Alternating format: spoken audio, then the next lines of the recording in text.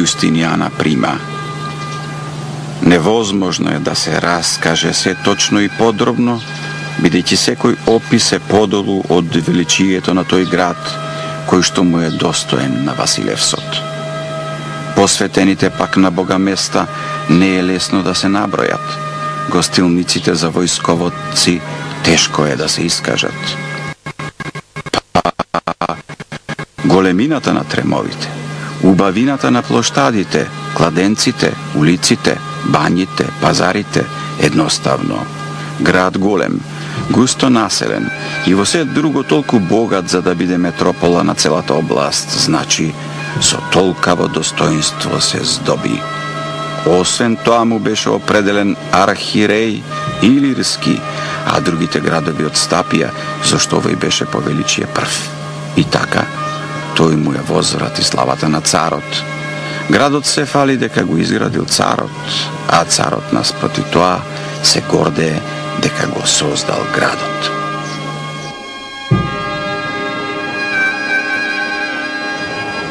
Најстарата населба на Скопската тврдина датира од времето на неолитот, околу 5000 години пред наша ера, што значи континуирано се живее во Скопје најмалку 7000 години.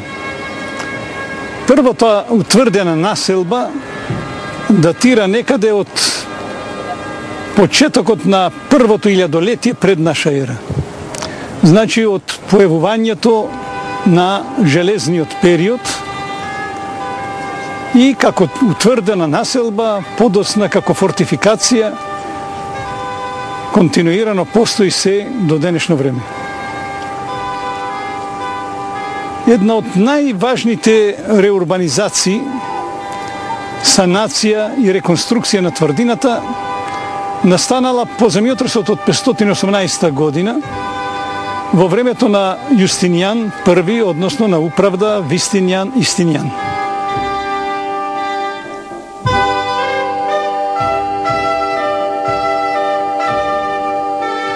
По земјотресот од 518 година, според податоците што ни ги даде или што ни ги дава Марцелин Комес, беа срушени 24 градови со се населени.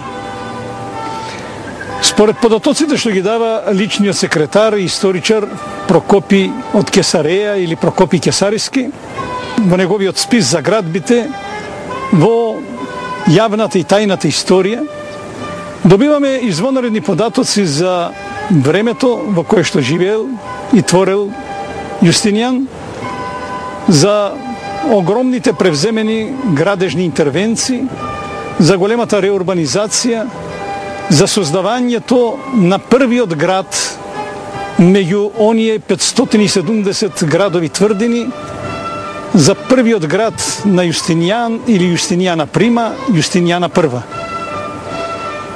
Кога зборуваме за Јустинијана I, треба да имаме предвид дека тоа е цел еден комплекс од околу 69 тврдини, вклучувајќи и централната тврдина, значи комплекс од 70 тврдини, на еден релативно мал период, што значи имаме една густа изградба на тврдини, на градови тврдини, кои се спротивставувале на сите наезди од север кон југ и нормално од оние кои доаѓале преку Дунав. За да се засили царството, Второто Македонско царство, викаме второто, бидејќи царство Византија не постои, следствено нема ни рана Византија или рано Византиско царство. Самите они во своите списи честопати се нарекуваат како Ромеи или Ромејско царство, значи продолжување на Римското царство. Сам Јустинијан сакал да се представи како наследник на неговиот претходник Александар Македонски и Филип Македонски, и затоа честопати викаме управда Вистинијан, Истинијан или Јустинијан. Тој е големиот македонец од селото Таур. Тоа се наоѓа на околу 18,5 километри југоисточно од центарот на Скопје. Тоа фактички денес се наоѓа веднаш на ридот, кој оддалеко кога погледнеме личи на некој приседнат или прилегнат бик и точно на главата на бикот или на биволот се наоѓа 4 кулие.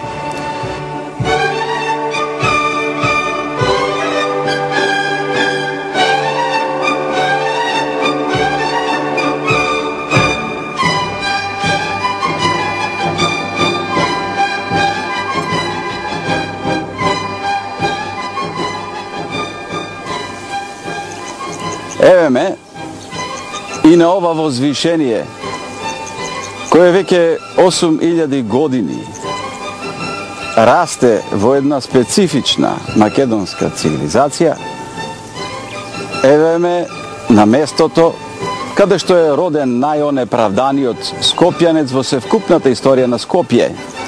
Човекот се вика Управда, а подоцна е именуван како Јустинијан први велики.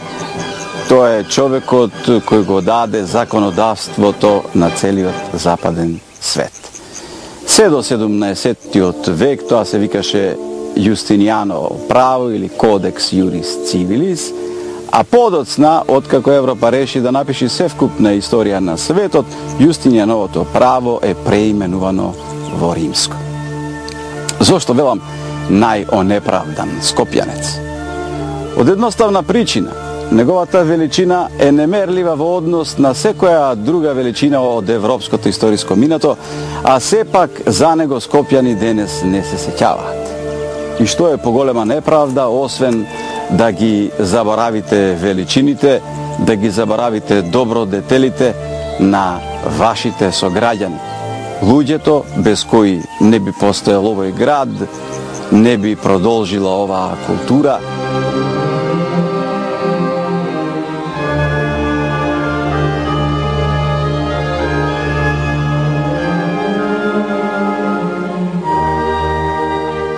За да се одолжи на својата родителка или на својата татковина, ја обнови или ја изгради тврдината 4 кулие. Ние се наоѓаме на горниот дел на платото на некогашната тврдина 4 кулие. Пред нас фактички се наоѓа тркалезната кула, а од овде надолу се шири 4 кулие. Значи со ориентација исток-запад. Самата тврдина 4 кулие се состои од тркалезна кула и 3 четириаголни кули со еден четириаголник кој е прекршен во правец од запад кон југозапад. Под него се наоѓало подградието.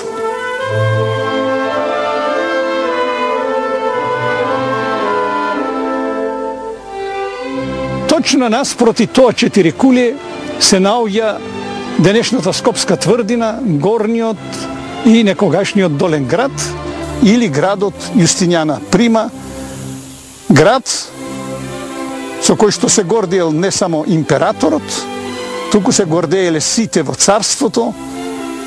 Градот одговарал на големото име на царот Јустинијан, а Јустинијан се гордел со градот што го изградил за своите граѓани. Имаме ѕидови, имаме кули под кули, имаме порти, имаме главна порта, имаме градска порта, имаме меѓукулие, имаме раскрсници, имаме чешми, имаме водовод. Тој изградил нов центар, културен, црковен, административен, воен, трговски.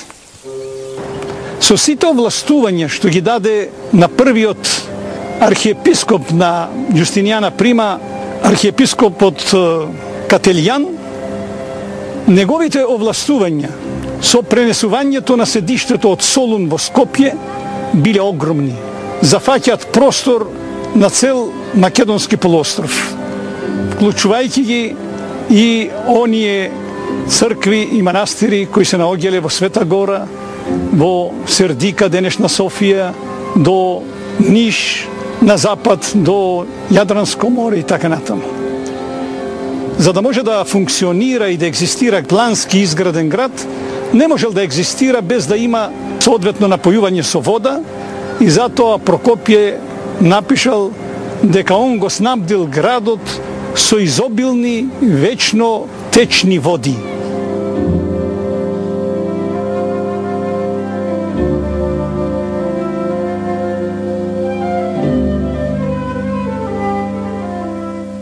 Еден од најмаркантните објекти од тој временски период е Јустинијановиот акведукт.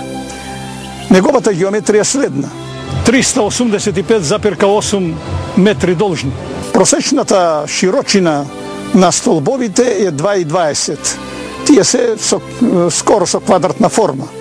Вкупно има 53 столбови и 54 сводови. Има јужна и северна пристапна рампа, а на горниот строј има остатоци од некогашниот канал кај што течела водата. Според истражувањата што ги направивме, ширината на тој канал за пренос на водата од Скопска Црна Гора изнесува некаде 80 сантиметри и веројатно висината била около 1 метар. Вкупната должина на водоводот од времето на Јустинијан изнесува около 10,5 километри од изворот Лаовец и Лавовец на Скопска Црна Гора, па се до горниот град на Скопската тврдина.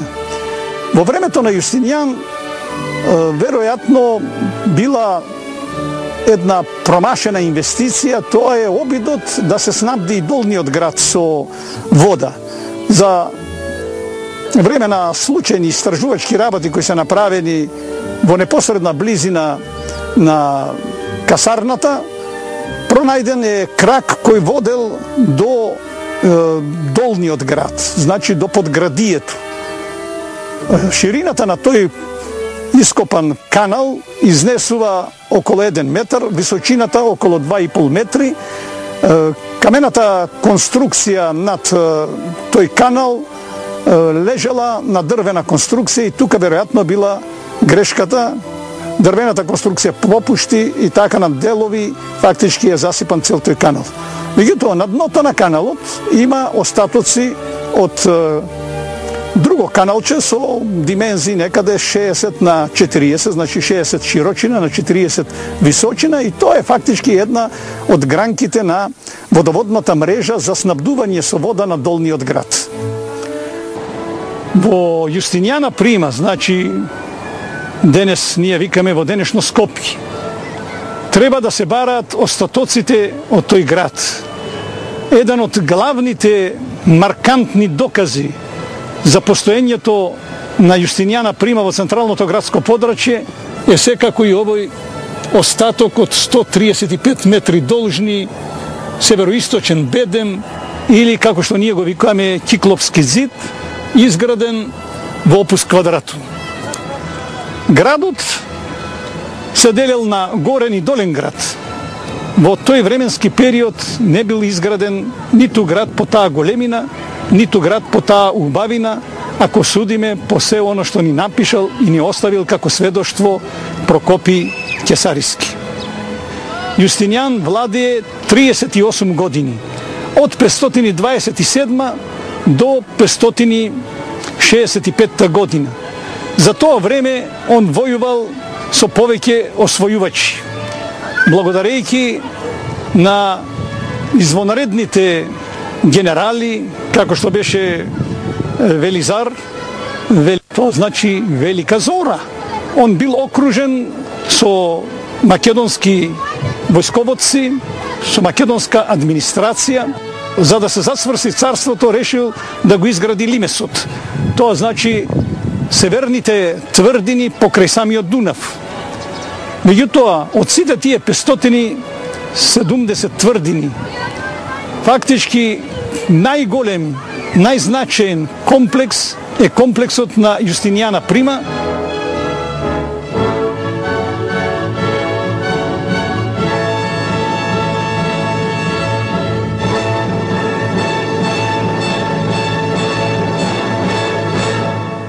Не може да се замисли централното градско подрачје без символот на градот, Јустинијановиот камениот мост во Скопје, со пристапни рампи, со челни ѕидови во опус квадратум, со геометрија во должина од околу 220 метри, широчина од 6 метри и 33 до 6 метри и 40 сантиметри помеѓу челните ѕидови и нормално со интервенции кои се направени во средновековниот период, почнувајќи од 1444-46, па завршувајќи со последните интервенции на Јустинијановиот камениот мост во Скопје, кои се направени 1991, 1995, 1999 година и 2002-2004 година.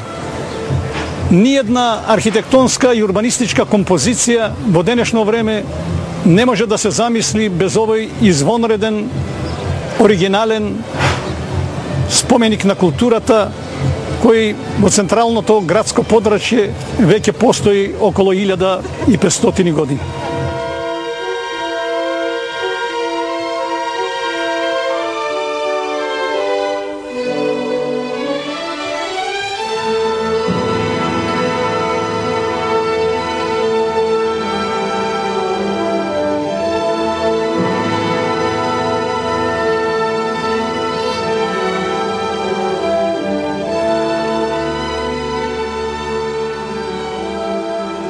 Ова е најдобар доказ дека Јустинијана Прима, покрај сите други остатоци што ги имаме, како што е Киклопскиот зид, Јустинијановата порта, Јустинијановиот камениот мост во Скопје, остатоците што се најдени на длабочина некаде од 6,5 метри од сегашното ниво на комуницирање во црквата Свети Спас и други такви наводи, сведочат дека Јустинијана Прима со сиот свој одбранбен систем од 69 тврдини се наоѓа имено на ова локација кај што денес е Скопје.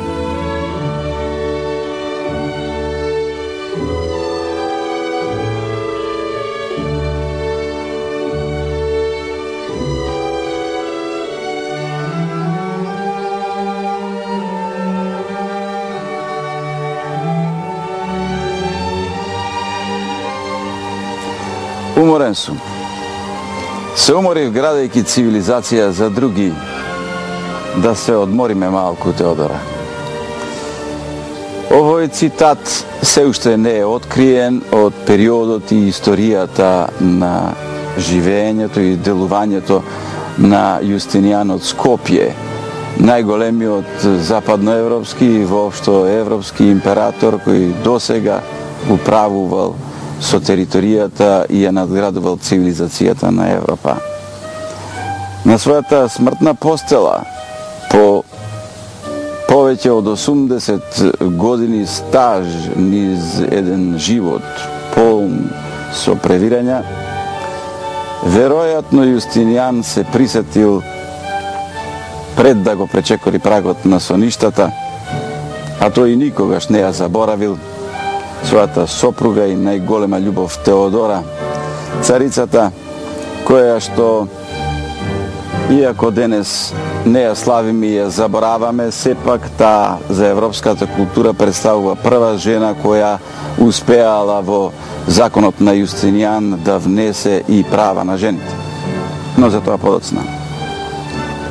Јустинијан први, градителот на Скопје, човекот кој се одолжува на својот роден град, не е значаен само по тоа. Тој може би интимно за скопјани значи многу, иако веќе еднаш реков, тој е најонеправданиот скопјанец, но ние полека ќе се одолжиме кон тоа. Јустинијан е човекот кој го даде законот по кој и денес се управува цивилизираниот свет. Во негово време е воведена нултата година, годината по која што се управуваме денес. И од тогаш наваму ние времето го мериме пред Исуса и по Исуса.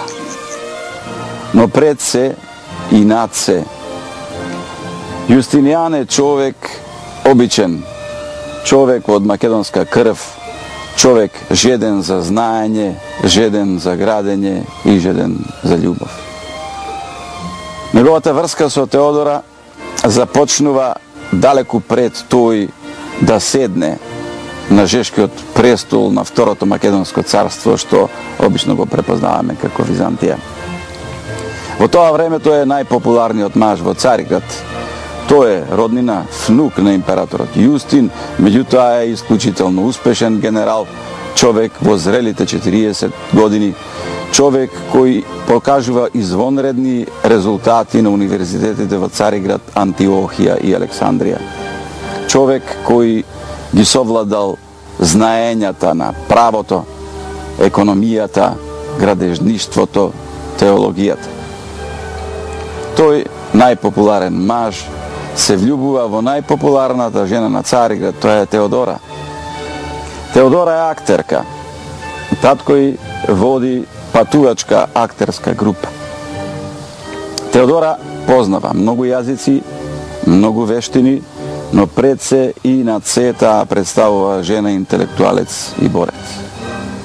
Секаде каде што таа ќе се појави во Цариград, секаде околу неа се собираат луѓе.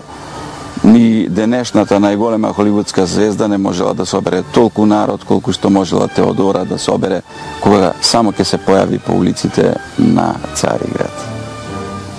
Така, иако нејзиното потекло недокажано е со сина крв, а во тоа време воопшто не припаѓала кон таа висока категорија на луѓе, што на одреден начин значи дека во Византиската империја таа и немала право да претендира да се влюби во човек од така висока категорија како што е Јустинијан. Сепак, нивната љубов била опеана низ Цариград и Јустинијан донесува одлука дека ќе се жени за Теодора. На тој начин ги повредува сите закони, ги повредува сите роднини и сите благороднички ќерки кои претендираат да се мажат за овој благороден маж и иден император. Но неговата личност и личноста на Теодора прекршуваат еден многу важен закон, но тоа прекршување значи и спас на Второто Македонско царство, бидејќи веќе во 532 година, кога почнуваат бунтувањата во Цариград, Теодора е таа која што ќе донесе клучната одлука за спас на империјата. Инаку, дури и самиот Јустинијан се колева во тоа време дали да го напушти Цариград или да војува против бунтовниците. Значи, овие две сјајни личности, овие меѓници на светската цивилизација, особено на европската, имаат корени овде и се вградиле себе си со најголема љубов во изградба на градот Јустинијана Прима, градот кој е дел од историјата на ова наше Скопје.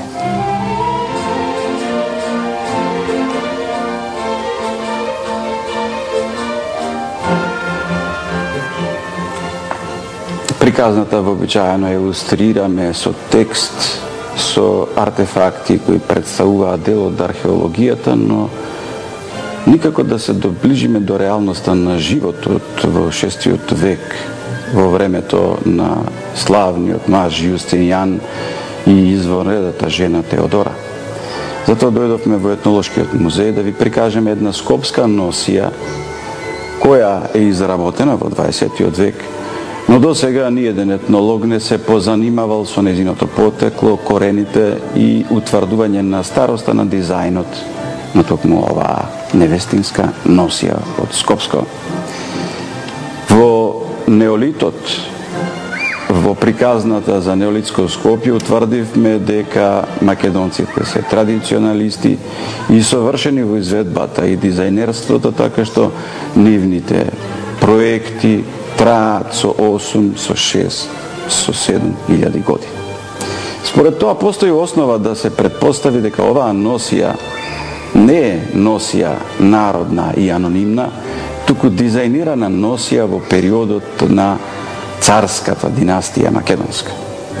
Ако овие елементи што се наоѓаат на носијата ги замените со поскапоцени, тогаш веднаш ќе можете да забележите сличности со досега единствената, популарна и позната представа за Теодора, која што се наоѓа на мозаикот во црквата Свети Виталий во Равена. Оваа значајна жена спроведува прв пат во светот, значи во историјата на човештвото, закони кои ги заштитуваат жените. Значи таа е првиот женски активист и таа е македонска царица која се знае со известност дека го посетила Скопје. Хроничарот и личниот биограф на Јустинијан Прокопиј од Кесарија е исклучително љубоморен на оваа жена, со оглед на тоа дека таа по својот коефициент на интелигенција далеко го надминува неговиот, прави корекции на неговите списи, се меша во неговите одлуки, дури и во присуство на царот покажува дека е таа помоќен интелект отколку Прокопиј. Затоа тој не и се свети во тајната историја, наградувајќи го нејзиниот лик со карактеристики кои не би биле својствени на неа со оглед на постапките кои ги прави. Еве ги законите кои таа ги носи за да ги заштити жени. Прво, отвара домови во кои што жените што немаат маж или се избркани од мажот или се вдовици ќе можат да се сместат на сметка на државата. Потоа, дозволува секоја жена да има свој приватен бизнис. Понатаму, воведува санкции за секој маж кој ќе малтретира жена и натаму дозволува жената да игра важна улога во животот со оглед на тоа дека во времето на Јустинијан е познато дека има и жени банкари.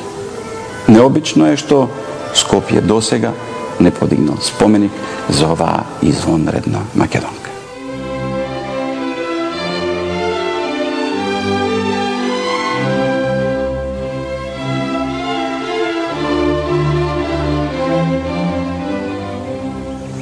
За неправдата да биде покомплетна, злосторот да биде поголем, не само што името на Јустинијан е потоморено во сеќавањето на скопјани, туку и локацијата на која што е роден овој великан на светската историја и цивилизација, исто така е девастирана со неразумни потези кои до ден денес никој не се обидел да ги оправда или објасни.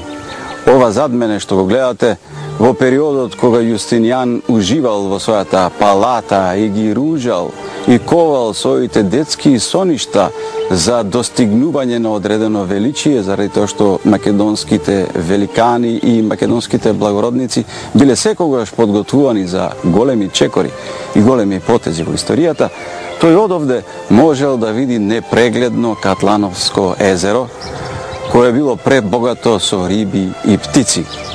А од другата страна, на соседниот Рид, Јустинијан, како мал, одел да го прави она што ретко кој во тоа време можел да си го приушти во Западна Европа. Тој уживал во бањскиот туризам, во прекрасните топли катлановски води.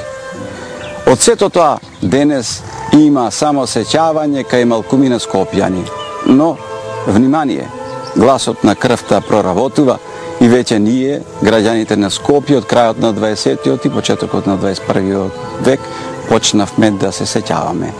Денес правниот факултет се вика факултет Јустинијан I, а се почесто почнуваат да се појавуваат граѓански иницијативи за возобнова на ова прекрасно Катлановско езеро.